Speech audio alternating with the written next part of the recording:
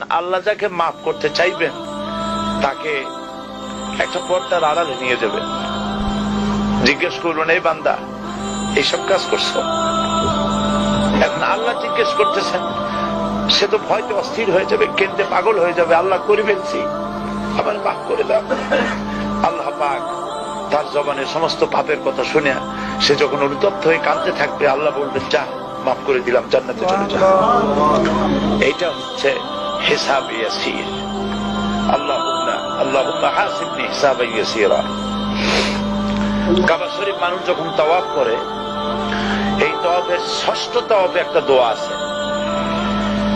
এই দোয়া আমি যখনই পড়ি আমি চোখের পানি রাখতে পারি না। ষষ্ঠ চক্কর একটি দোয়া আছে। দোয়াটা হচ্ছে,